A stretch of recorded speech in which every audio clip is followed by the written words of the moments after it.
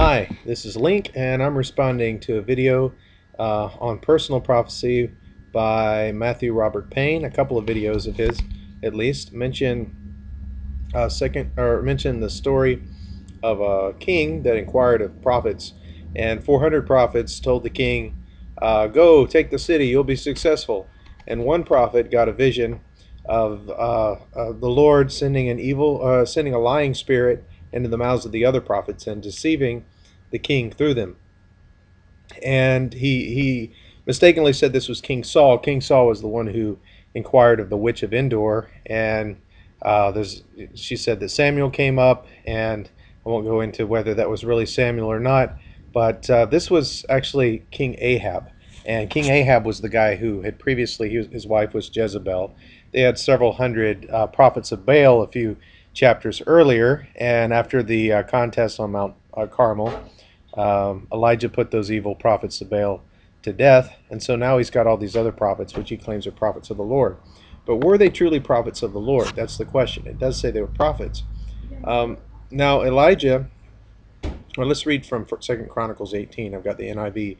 Now Jehoshaphat had great wealth and honor, and he allied himself with Ahab by marriage. Some years later, he went down to visit Ahab in Samaria. Ahab slaughtered many sheep and cattle for him and the people with him, and he urged them to attack Ramoth Gilead. Ahab, king of Israel, asked Jehoshaphat, king of Judah, "Will you go down with me against Ramoth Gilead?" Jehoshaphat replied, "I am as you are, and my people are as your people. We will join you in the war." But Jehoshaphat also said to the king of Israel, "First seek the counsel of the Lord." So the king of Israel brought together the prophets, 400 men, and asked them, "Shall we go to war against Ramoth Gilead, or shall we refrain?" "Go," they said, for God will give it into the king's hand." But Jehoshaphat asked, Is there not a prophet of the Lord here whom we can inquire of?" The king of Israel answered Jehoshaphat, "There is still one man through whom we can inquire of the Lord, but I hate him, because he never prophesies anything good about me, but always bad. He is Miciah, the son of Imlah." Now we can tell from the wicked king Ahab's words that, number one, first of all, you can actually inquire of the Lord through this one man, Micaiah, who is a little bit different from the royal court prophets who prophesied in the name of the Lord and were yes men and said, "Yes, you can win. Yes, you can win." Um, and so, he knew that Micaiah would prophesy something bad about him. He knew that he could hear the word of the Lord, that he could inquire the word of the Lord through the man, and he knew the man was going to say something bad about him, while these other guys were saying something different. So, and also we can see from Jehoshaphat's question, is there not a prophet of the Lord here whom we can inquire of? There are 400 prophets prophesying, and presumably after Mount Carmel, they weren't prophesying in the name of Baal, at least not anymore. They're prophesying in the name of the Lord because the people had said that they would serve the Lord if it lasted that long. So, and then you see that one of these guys, claimed that the Lord said, "With these," he took some horns and he said, "With these you will gore the Arameans until they are destroyed."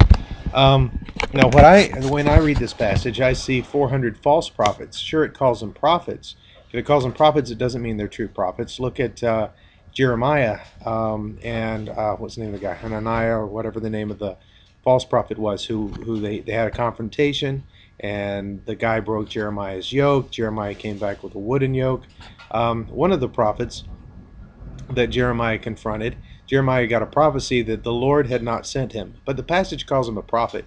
So you can see from the passages that the word prophet is used to refer to real prophets, it's used to refer to false prophets who claim to speak in the name of the Lord. It's also used, you can see elsewhere that it's used to refer to prophets of Baal. So just because someone is called a prophet doesn't mean that the Lord has sent them and that they're a real prophet. And that's what I see in the passage. So I don't think it's normative or that we should expect that believers, I'm sure it can happen that a believer can be deceived and give a false prophecy by a false spirit, but we need to have more faith than that. With our faith, we can distinguish the fiery darts of the enemy, and it's not normative for a believer, or especially for someone gifted as a prophet, to have a false spirit. And I believe it's if people have a tolerance for that, they think it's okay, and that's where their faith is. I think that's not a good thing for someone in the prophetic ministry to have that sort of attitude about what the Lord would send. If God it says in one passage, God would not do anything unless he revealed it by his servants, the prophets. And uh, that there are certain types of prophets in the passage that God would send the deceiving spirit to, but there's some, for a certain reason, he didn't send it to Micaiah. He let Micaiah have the real word of the Lord.